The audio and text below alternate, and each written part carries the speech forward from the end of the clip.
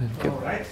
I'm pleased to welcome our speaker today. It's Mark Bell, and he's going to tell us something about slowly converging pseudo-Anosovs. Okay, thank you very much. It's a pleasure to be here. So let me start by saying that absolutely everything that I'm going to be talking about today is joint with Saul Schleimer.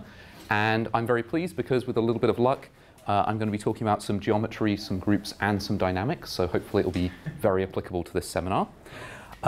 So really this is a story about a dynamical system that we were interested in studying. And part of the reason why we were so interested in it was because it was supposed to have sort of very good control over some algorithms that we were interested in running. And what we were sort of hoping was that we could prove some nice properties about this algorithm and so get via proving good properties about this dynamical system. And unfortunately, with all of these things, it turns out not to be the case. And so the story for today is about the really horrific counterexamples that we found. OK, so in order to be able to tell you about these things, I have to do just a little bit of setup. So I'm going to use some notation throughout. So I'm going to write SGP. So this is going to be the surface, and it's going to have genus G. Ooh, genus G. And it's going to have P punctures. And unlike when I usually give these talks, I'm not going to put any restrictions on G or P. So if you want to set one of these things to 0, that isn't going to affect anything really. In particular, if you want to do closed surfaces by setting P to 0, that's going to be absolutely fine as well. So let me start with a little cartoon picture of one of these surfaces that I like to draw. So here is S21. So I've got the surface of genus 2 with 1 puncture. The surface is oriented. OK, so I should have more adjectives here. I should have connected, oriented, all of these things, but I'm not going to bother writing these things down. And on this surface, what I'm interested in is I'm interested in a mapping class. So I'm going to have some map H from this surface back to itself, and I only really care about these things up to isotopy. And for the purposes of today, actually, I only care about one specific type of these mapping classes. So these are going to be, perhaps as the title suggests, the pseudo-Anosov mapping classes. So these are the ones that are irreducible, and they're infinite order. So one of the things I can do for, say, a loop or a lamination that I have drawn on this surface is I can apply my pseudo-Anosov mapping class to it, and I can get a different curve or a different lamination. And really what's going on, the right way to describe this is to think about the space of all the different curves or all the different laminations. And this is going to be this space that we're going to think about in the talk today. And the correct thing to do here, actually, it turns out, is to study the space of projective measured laminations. So this is a nice metric space. There's a sort of a natural metric that I can put on it. And anytime I have some lamination in my space, maybe I'll call it gamma. Well, what I can do is I can apply that mapping class to it and get another lamination somewhere else inside of this space. So this sets up a nice action of my pseudo-Anosov map H on this space PML as well. And in particular, we were interested in studying the dynamics of this map, which is a fairly classical sort of problem. There's lots known about this dynamics over here. In particular, and perhaps the most famous result really, is that actually this map has a property called north-south dynamics. And in particular, what this tells you is that there's actually a pair of fixed points of this map. There's the stable lamination, and there's the unstable lamination. And these are the two fixed points of this dynamical system on this space. And perhaps unsurprisingly, maybe the name gives it away a little bit, the stable lamination is actually a stable fixed point. So everything is just converging inwards around it. And the unstable lamination is an unstable fixed point. And in fact, another consequence of this property of having north-south dynamics is actually, from a dynamical point of view, there's nothing else of interest going on here. There's no limit cycles, there's no funny business. All that happens is that under iteration, you have some lamination, okay, and assuming it's not the unstable lamination because that's a fixed point, well, it just moves away from the unstable lamination and swings around and converges in towards the stable lamination. And so this was what we were interested in, the fact that these laminations move and converge towards the stable lamination was going to provide us with a nice way of actually finding the stable lamination. All we'd have to do is iterate, and we'd end up very, very close to it. So this is something that actually Thurston discussed a little bit. And in particular, he points out that because of the fact you have this stable fixed point up here and everything is being pulled inwards, these laminations converge inwards rather quickly.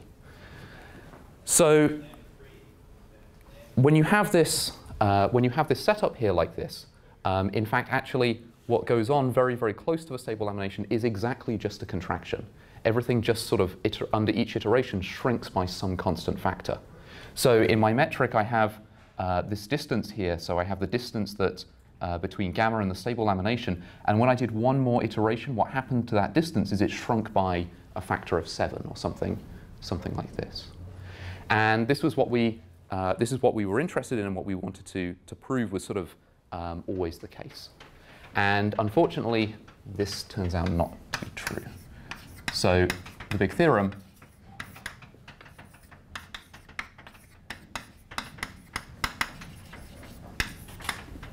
is that actually, whenever I'm on a surface that's sufficiently interesting, so I have to put a little caveat here, which is that if 3g minus 3 plus p is at least 4, then there are pseudo-Anosov maps on SGP where the, so I'm going to call it the rate of attraction or the rate of convergence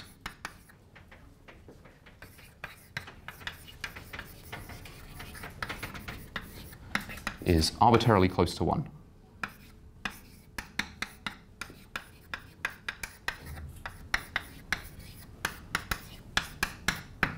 Okay. So unlike in this example where I've kind of drawn this picture to sort of make you think that what's happened is the distance has shrunk by like a factor of 2 or something like this. Well, we can build examples where instead of shrinking by some really nice amount like a factor of 2, it shrinks by 1.000001. We can make this as arbitrarily close to 1 as we want. It's always going to have this sort of north-south dynamics, and so it's always going to have this positive attraction pulling everything in, but we can make this attraction as weak as we like. And unfortunately, this turns out to be a big hindrance if you're wanting to do something along the lines of what Thurston suggested, which is take a lamination and iterate it a whole bunch of times to get close to a stable lamination. Because unfortunately, when you have this rate of convergence being really, really small, you have to do a huge number of iterations before you get anywhere close to a stable lamination. And this is the problem that we were suffering from. Okay. So the first thing that I need to tell you about is I need to tell you about how we're going to get control over this rate of convergence. We need some kind of way of actually controlling exactly how fast the dynamics are going. And it turns out that I can do this fairly nicely by analogy by thinking about matrices.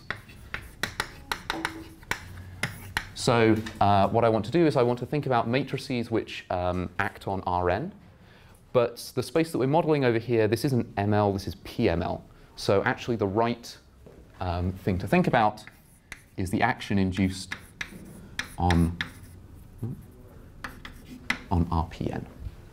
So I'm going to have some matrix, and I want to think about what happens to it when I perform iteration on Rpn. So, I'm going to have some matrix M, and in order to actually make this construction work, I'm going to assume this is diagonalizable. Okay. No, I think it's probably enough to do diagonalizable over C, but maybe just to be safe, I'll say diagonalizable over R, just to cover my back. It's definitely enough to be diagonalizable over C. Okay. Okay. So in particular, when I have this matrix which is diagonalizable, I can think about its different eigenvalues that it has. So I'm going to have eigenvalues lambda 1, lambda 2, up to lambda n. So these are going to be eigenvalues.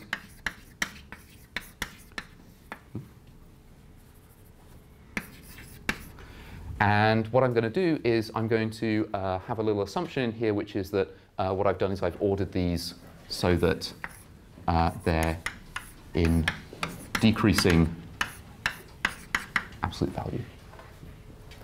And so associated to each one of these eigenvalues, I can take an eigenvector.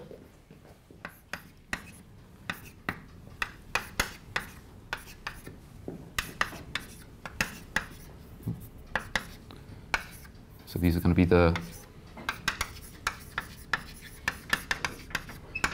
be the corresponding eigenvectors. And what I'd like to do is I'd like to use these eigenvalues and eigenvectors to figure out what happens to a generic vector under iteration. So if I have some generic vector v inside of Rpn, well, what I can do is I can write it as a linear combination using this basis, and I'm free to do things like rescale whenever I like. So generically, the coefficient that I have for the v1 component, that'll be non-zero, so let's just rescale it so that it's 1. So I get to write this in the form v1 plus a1 v2 plus an vn. And now the question is, well, what happens when I apply this matrix to this vector? Well, here, maybe I'll do it a little further over so I don't have to be quite so low. So if I apply this matrix to this vector, then all that happens is that each of these components gets rescaled by their corresponding eigenvalues.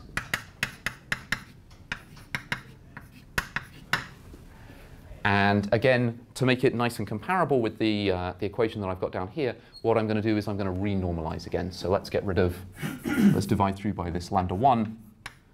So now I have this lambda 1 appearing down here. And what I'd like to do is I'd like to not just consider what happens under one iteration, I'd like to do lots and lots of iterations. So as I raise this to some large power, as I do more and more applications of this matrix, what happens is that these terms that I see here all get raised to the power little n as well. And so what's happening is that actually each one of these terms is decaying away to 0, and it's decaying away exponentially. And because of the fact that I have these eigenvalues set up like this, this will just converge to v1. Okay. And in particular, the thing that I want to point out is that because of the way that I've concocted these eigenvalues and ordered them in this particular way, the rate at which it converges, so this converges to 1 exponentially with n, and the rate of convergence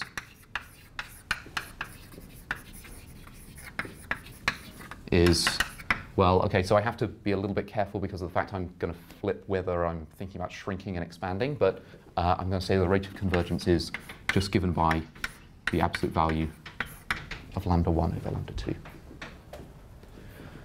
So the challenge, if we want to... I think to make it formally precise, you need lambda 1 to be real, and you need order to be... yeah, and I probably want a strict inequality and things like this. To be complex. You don't want v1 to be... again, you want v1 to be an actual... Okay, so we'll go back to Nathan's point, diagonalizable over R, and then all of these are real eigenvalues, and this goes away. Over R. You just need lambda 1 to be a real number, sure. And you want that strict inequality there. That's all. Yeah, okay, okay. Okay. You do want lambda 1 to be a real number, because otherwise v1 is not, you know, it doesn't live in Rpn, it lives in... Sure, sure. Okay. Are there any other questions? No? Okay. So this is going to be roughly the idea for how we're going to get control over the rate of convergence in PML. So what's going to happen is that this action that I've got of H on PML, it turns out this action is actually piecewise linear. So the action of H on PML is piecewise linear. So in particular, where I've drawn this sort of little neighborhood of attraction around here, there's actually, maybe I'll just switch to a different color for a second. there's actually a little cell, piecewise linear cell, around this stable lamination where all that's happening is this pseudo-Anosov H is just acting via a linear transformation. So what we want to do is we want to have some kind of control over the eigenvalues that appear in this linear transformation. And we're very fortunate that actually we already know one of the eigenvalues in this case. So one of the eigenvalues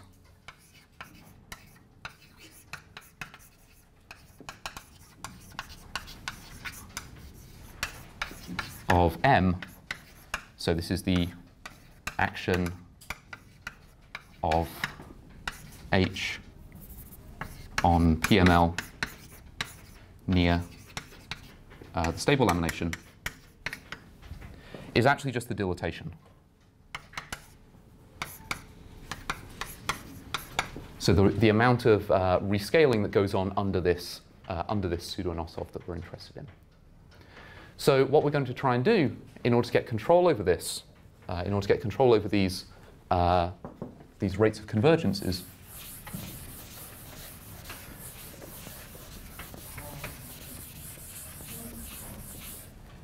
is to bound the ratio between the dilatation and, well, I need another eigenvalue. And unfortunately, I don't know what all the other eigenvalues of this matrix are, but I know what some of them are. Because of the fact that this matrix is actually an integral matrix, this matrix M that I've got down there. Oh, okay. So it's whatever the induced action on PML is an integral matrix. It's some hitting matrix of some train track or something like this.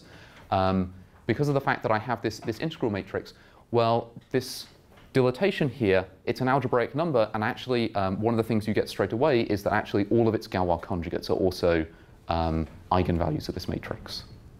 So the dilatation is the highest eigenvalue? The dilatation, okay, yes, and the dilatation, this is also lambda 1, yeah. Thanks. Are there any other comments? Okay, so also all Galois conjugates of the dilatation are 2. So our aim. The roots of characteristic polynomial of this matrix? Yeah, yeah. They're also all eigenvalues of this matrix. And by Galois conjugates, you mean the roots of the minimal polynomial over Q or something, right? Yeah. Yeah. For this lambda, right? Exactly. So our aim is to build pseudo-Anosovs with dilatation,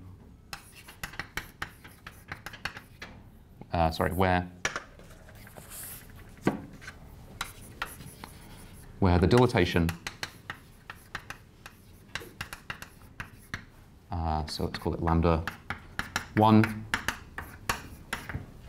has a Galois conjugate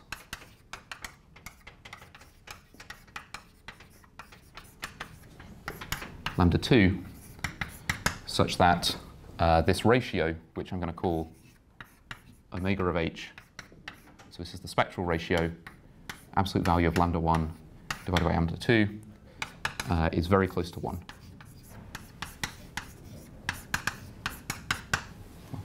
So this is my aim, and this is what I want to show to you, this kind of construction, and how you can do this whenever you have something sufficiently complicated. Can you tell me again what you mean by what a Galois conjugate is? So this, where has it gone? The dilatation is some algebraic number. So it has a minimal polynomial. There's an integral or a rational polynomial that I can write down. Maybe I'll get a little bit of space and write some of these things down. So the dilatation, it has some minimal polynomial.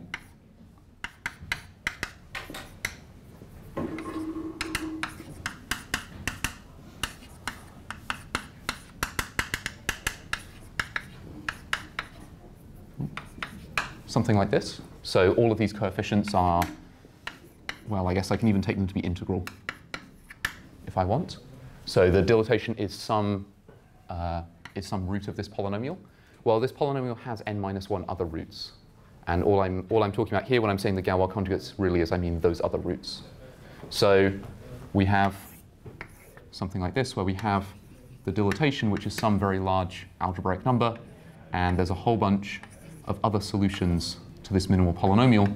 And what we're interested in is where we can build pseudo-Anosovs so that one of these Galois conjugates is very, very close to it in terms of the ratio.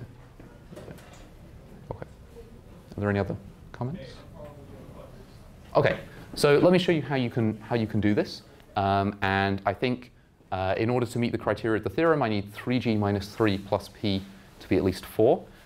So I think the simplest place for me to actually show you this example is on the 7 times punctured sphere. So what am I going to do? So I need to set up some curves so I can write down a mapping class. So let's take 1, 2, 3, 4, 5, 6, 7. So I have 7 punctures on this sphere. And what I'm going to do is I'm going to take this collection of curves, this long chain that runs across the sphere, and let's just give these names so it's quicker to refer to them. So A, B, C, D, E, and F. So what I'm going to be interested in doing is I'm going to build for you a mapping class that uses Dane twists along these curves. And the mapping class that I'm going to start with is I'm going to do a Dane twist along A, an inverse Dane twist along B, and I'm going to raise this to the power 100. And I'm going to do a Dane twist along E and a Dane twist along F, inverse, and I'm going to raise this to the power 100. So this is the mapping class that I want to begin by thinking about. And the first thing that I want to point out is that this is not a good candidate to work with because of the fact it's not pseudo-Anosov. The mapping class that I've written down, well, it's doing Dane twists on A and B, and it's doing Dane twists on E and F, but there's no interaction that's going on between these two subsurfaces. So this mapping class is actually a reducible mapping class. But there's actually a second reason why this thing happens to be a reducible mapping class. And that's because of the fact that, well, over here on this piece, there's some invariant lamination that I could draw. And over here on this piece, there's the same invariant lamination that I could draw. I mean, after all, I'm doing essentially the same mapping class on either piece. And so what's happening is there's an eigenvalue being associated to this invariant lamination, and there's an eigenvalue being associated to this invariant lamination, and they're the same value. So this eigenvalue that I've got, which is associated to this particular mapping class, this is a repeated root. This is a repeated eigenvalue. It's an eigenvalue of multiplicity 2. So this guy that I've got drawn here has a repeated eigenvalue.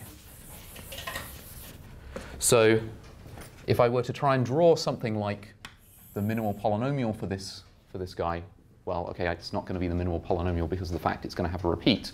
But what's going to happen is I'm going to see a whole bunch of roots, a whole bunch of eigenvalues, and there's this one which is all the way out here, which is an eigenvalue of multiplicity 2. So the polynomial looks something like this. I don't know. Let's get rid of that. So what I want to do is I want to deal with this situation. Having a repeated root is very, very bad for business. It means you can't possibly be pseudo-Anosov. And the solution here, oh, and maybe I should actually write down exactly where this value is, because we're very fortunate that we can actually do these calculations. So, yeah? These are basically like maps on, you know, to sort of basically like things in SL2Z. Like, you're working on something of Euler characteristic minus 2. I mean, it's like basically a function of course. Okay, yes. So there's a. So aren't the is eigenvalue going to be a quadratic? Yes. Okay. So doesn't that mean there's too many of your? Okay, so really, okay, this is really just to illustrate that there might be some others, and I don't care what they are. But you don't have that in this case. No. So So the reality is, yeah, I mean they're both multiple. yeah. Okay, so maybe this picture is getting too carried away. There's too many eigenvalues here, but essentially all that I'm going to care about is the big one. Okay. So actually, this dilatation is something that I worked out. So these two Dane twists, they have dilatation the silver ratio squared. So this is 1 plus the square root of 2 squared. So yes, it is a quadratic irrational. So what did you write there? Delta squared? What's? So delta is the silver ratio, which is 1 plus the square root of 2, and the dilatation of this little piece here is delta squared. It just so happens to be. Oh, I see. Okay. So silver ratio. yes, it's not the golden ratio. Unfortunately, it would be much nicer if it was. So unfortunately, we have to work with the silver ratio here, and because of the fact that I've cranked this thing to the power 100, well, what happens is that this dilatation multiplies, and so this repeated root that I see all the way up here, this is actually at delta to the 200. Okay. So this repeated eigenvalue is very, very far over to the right. Okay, but now what I've got to do is I've got to actually make this thing pseudo-Anosov. And so the way that I'm going to do this is I'm going to take this polynomial that I've got drawn here, and I'm going to nudge it ever so slightly. And what's going to happen is I'm going to break this multiplicity. And the way that I'm going to do this is I'm going to add just a little bit of extra stuff here. So I should check my notes to make sure I do it around the right way. So I'm going to do a Dane twist along C and a Dane twist along D inverse. And the effect of this actually is it takes this polynomial and it moves it just a little bit. And so the effect here is that this repeated eigenvalue separates into a pair of roots, both of which are still very close to delta to the power 200. So I guess maybe I should spend just a minute to justify and point out that actually it's much, much easier to say that this thing here is pseudo-Anosov now, simply because of the fact that this is one of Penner's constructions. So there's a collection of curves here, A, C, and E, and I'm doing positive Dane twists along those. And then there's B, D, and F, and I'm doing negative Dane twists along those. So actually, this mapping class that I've written down definitely has to be pseudo-Anosov. And if you want to make this argument rigorous, well, then what you have to do is you have to actually calculate things like the minimal polynomial. And this is something that I spent yesterday doing, so I should write it down. So in this case, actually, after you've done this slight nudge, and maybe I'll draw it in red to remind me that it's the modified one, you end up with the minimal polynomial being 1 minus 3.44 delta to the 200x plus 2.99 delta to the 400x squared, minus 9.86 delta to the 400x cubed. And then the polynomial is symmetric, so actually I can just work my way backwards. So 2.99 delta to the 400 x to the 4 minus 3.44 delta to the 200 x to the 5 and minus plus x to the 6. So I'm sort of doing something a little bit crude here, which is that actually this polynomial, it's still a polynomial with integer coefficients, and what I've written down here really is just an approximation of the coefficients. The reality, the real thing that you're supposed to be thinking of is you're supposed to be thinking of things like how if I do, phi to the n divided by root 5, this is very, very close to the nth Fibonacci number. And essentially, if I had Fibonacci numbers here, I would have Fibonacci numbers here if I had the golden ratio instead of the silver ratio. So the reality is that actually each one of these coefficients is approximating something very, very close to the silver sequence rather than the Fibonacci sequence. But sorry, what's the silver sequence? It's a pain to write down, but let me see if I can do it anyway. Is it like the sequence of partial quotients and then fraction expansion? Yeah, so Well, but presumably there is there's a formula of Yeah, there's a recursion formula, and it's going to be something like the nth silver number is 6 times the nth minus 1 minus the nth minus 2, something like this. I forget if that's this. It's either this or this is every other term or something like this. The point is there's a difference equation that you can write down, and these terms that I've got here are very, very close to the solution. Modulo a little tiny bit of error. Okay. And the point is that what we're doing really is that we're starting at this point and we're putting in a little bit of error. And the little bit of error that I've also introduced here by approximating these coefficients doesn't change anything really. So this is some polynomial that you can actually solve, it turns out. You can even write down closed expressions for each of the roots of this equation. I'm not going to do this. I'm going to stick to just approximations because of the fact that sorry, I should actually copy this from my notes or I will make a mistake. The roots of this, so the roots lambda 1 and lambda 2, the two biggest ones that I'm interested in, this is 1.72 delta to the 200 plus or minus delta to the 100. So there's a little bit of error in here that's crept in, but that's OK, because of the fact that what we're going to do is we're going to take the ratio of these two numbers. And so in particular, the ratio,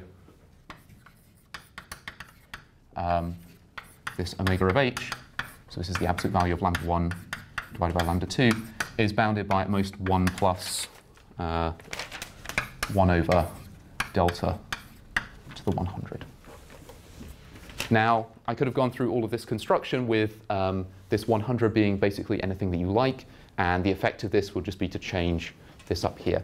So as 100 becomes larger and larger, this term crushes down, and the thing that we produce has this spectral ratio closer and closer to 1. Okay. So this is a really nice construction, and takes care of the surface of genus 0 with 7 punctures in it.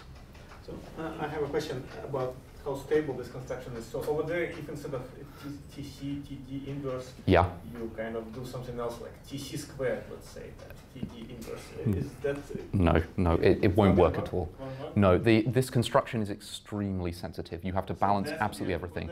Yeah, so this bit is dependent on absolutely everything, including what's inside of these parentheses here. So if you start like changing this term in here, then you have to start thinking about, do I need to change this term out here? But, everything is very, very delicate. I mean, if you do there, let's say TC squared, TD inverse, I mean, will you just, it will. Is it, what's going to happen with omega? Is it simply not going to be close to 1, or is it going to be close to 1 but much lower? If you put a squared here, I would be reasonably willing to bet that the spectral ratio will jump to be something like 30. So it simply will not be. It will be far, far away from 1. You have to balance everything perfectly. So how did you find this? So if I have time at the end, I will talk a little bit about how we actually came across these things. But the short answer is brute force computer experiment. Just putting lots and lots of examples through a computer. Are there any other comments? Do you have examples that works for closed surfaces here? Yes. So, so I want to make just one remark, and then I will deal with the more general case. So the remark is that actually, if you look at this example, as the word length gets longer and longer, the spectral ratio that I have here is going to 1, and it's also going to 1 exponentially in the word length. So this omega of h converges to 1 exponentially with the word length of h. And actually the remark is that this is the worst possible.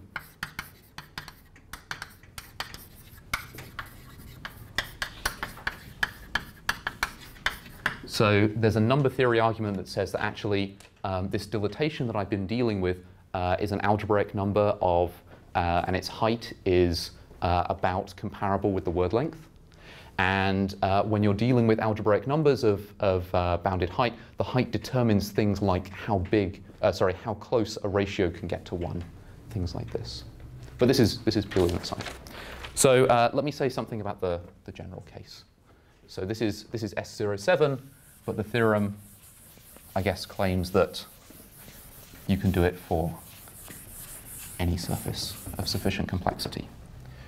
So the picture that I want to draw is this table of all the cases. So 0, 1, 2, 3, 4, 5, 6, 7. So this is P, and 0, 1, 2, 3, this is G.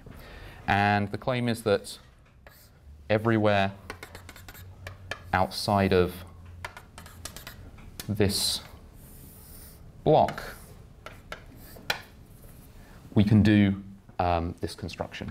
We can build these exponentially slow examples. And this S07 case means that we've done this one here. Unfortunately, if you want to get the rest of the table, you do have to do a little bit more work. And the first thing you have to do is you have to actually find another family in SG1, in S14, in S21, and in S30. You have to do these cases manually, but in every case you write down an explicit family and you compute its minimal polynomial of its dilatation, and you use that to get the spectral ratio and bound it that way. And in order to deal with all of the remaining cases, there's actually just 3 facts that I need to tell you. Okay. So the first fact is that actually, because of the fact that we're dealing with pseudo-Anosovs, and for pseudo-Anosov mapping classes, periodic points are dense, if SGP has this property, and maybe what I'll do is I'll write SGP is in X. So this is going to be the set of surfaces such that it has an exponentially decaying family of pseudo-Anosovs on it. So if I have one of these examples, then actually what I can do is I can take everything, raise it to a common power, and obtain an additional fixed point. That additional fixed point I can puncture out, and so that lets me construct a family on SGP plus 1. So anytime I have one of these guys that I know has this exponential property, actually I get everything to the right of them for free. So the table fills up very quickly. The second fact that I need to tell you is that actually if I have a surface S and it covers a surface S prime, which is in X, then what I can do is I can take my pseudo-Anosov family down here and I can lift it back up to here. And the dilatation stays the same, the word length only changes by a linear amount, so the exponential property survives. So if I have one surface that covers another, then I get this exponential property on that surface for free. And in particular, the place where I want to use this is to go further down this table and to get extra genus in here. And so the way to do this is to spot that actually, let me write it as S, so I have to break into 2 cases, unfortunately, S 2G plus 1, comma 0 covers S 30. And S30 is one of the cases that you do by hand. So so long as the genus of your surface is odd, well, you get this exponential family on here as well. So this implies that S 2G plus 1, 0 is in X. And again, this first fact then lets you fill out the entirety of that row in one hit. So this takes care of all of the odd genus rows, but we have to say something about the even genus rows. And unfortunately, for the even genus rows, you can't use quite as slick a covering argument. You can't cover something with 0 punctures with something with 0 punctures. So S20 is not in your table, right? S20 is not in the table. So we can't use that as just to cover all the high genus cases in one. And do you know what happens there, or do you simply not have it done? We have some examples. maybe I'll save that for the end if there's a couple of minutes spare. So in the odd genus case, you have to do like a little in-between step. And the little in-between step is to spot that although S2G0 doesn't cover something, S2G2 does. So S2G covers S22. And where has it gone? S22 is in our table. It's nicely ready and waiting to be used. So in particular, this tells us that this one is also in exp. So this takes care of almost all of the even genus cases. You have to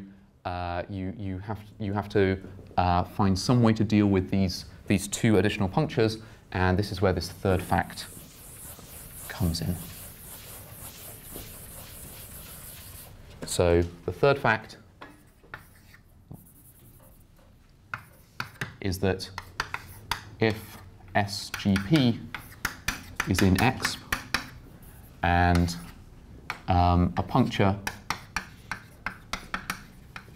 has order greater than or equal to 2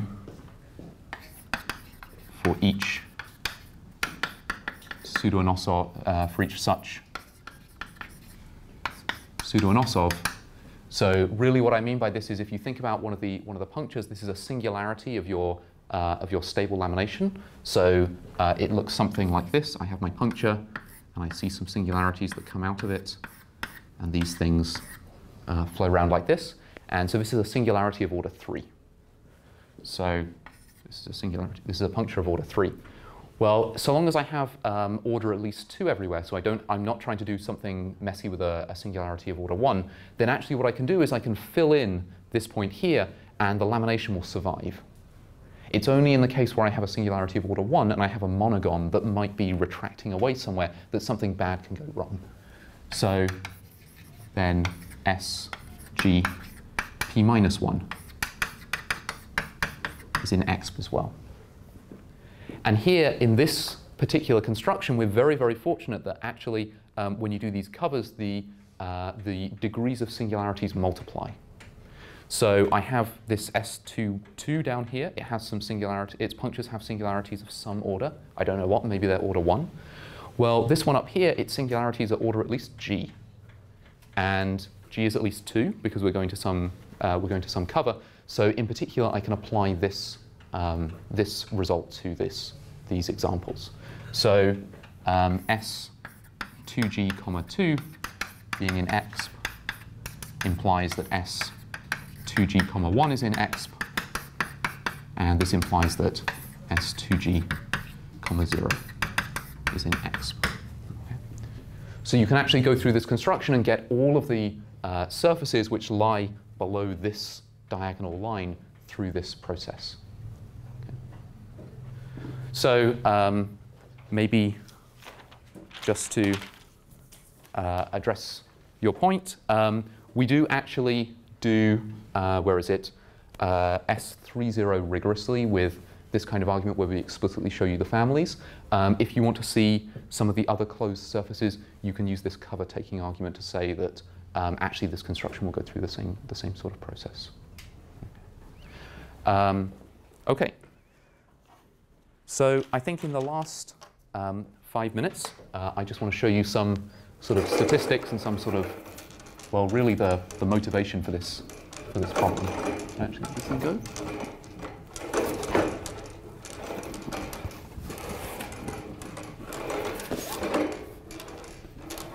Is there a way I need to hold this? Oh no. Okay, it's gone.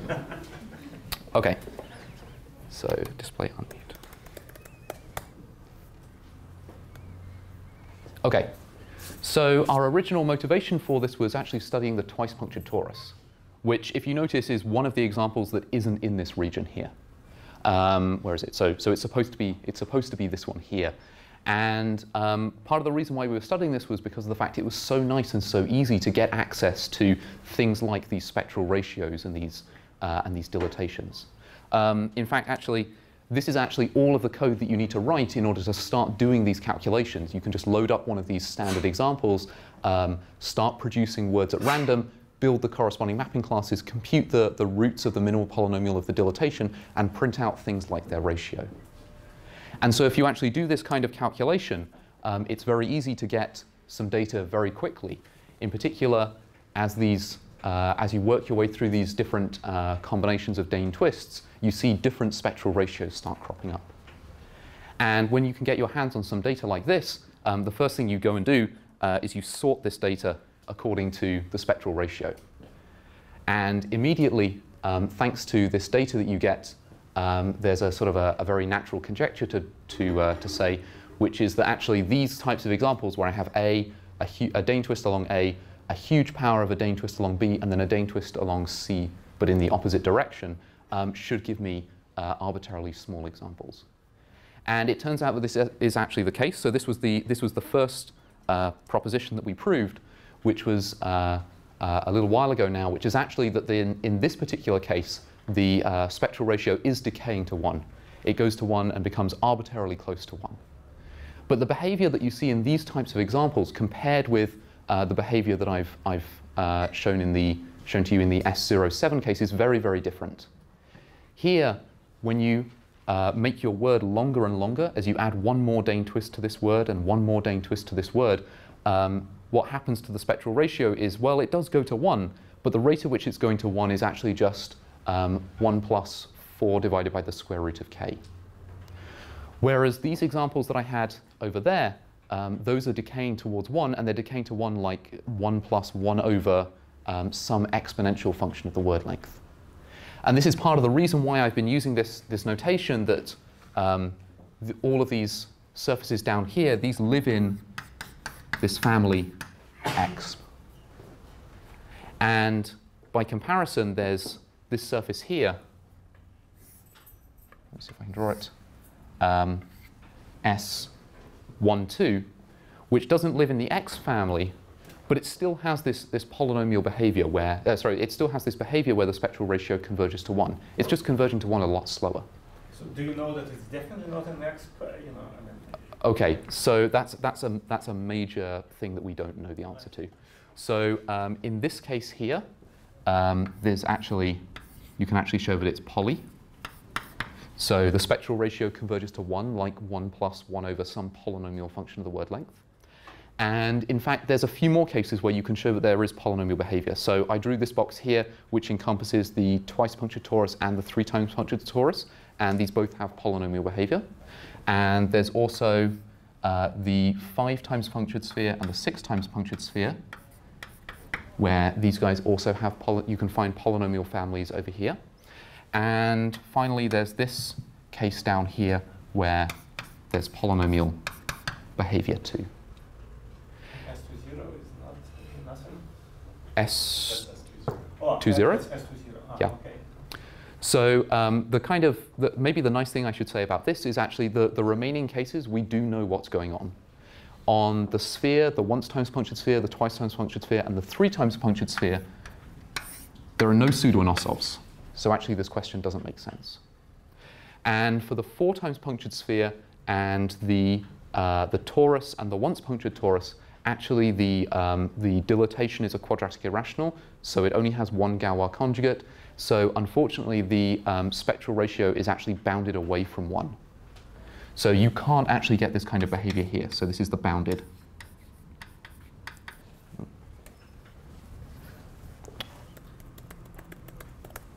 This is the bounded case. So in these examples up here, we know that the family is bounded. In these examples down here, we know there's an exponential family, and actually we know that exponential is the worst type of behavior you can possibly encounter. But it's this little gray region in the middle where, unfortunately, we don't know whether or not we have the sort of the optimal behavior. We know there's polynomial convergence to 1 in these 5 cases, but we don't know that there's not exponential convergence. So these are sort of the remaining cases that we want to try and deal with, and that's our next sort of push forwards. And maybe in the final remaining minute, I will just pop up one last slide, which is actually that one of the things you can try and do, thanks to the fact you have this software and you can get lots of data very easily, is you can try just doing things at random. Let's just build some random mapping class and compute its spectral ratio, and let's just see what happens. And if you do this, so these are all examples on the 7 times punctured sphere. If you do this just completely at random, you just pick random words with length between 50 and 300, then actually you see that there's this sort of generic behavior where the spectral ratio is just shooting upwards past 1 million, past 10 million. Whereas all of the examples that I've been talking about today, these all live right down here on the line where the spectral ratio is approximately equal to 1. Okay. But I think I'll stop there. Thank you.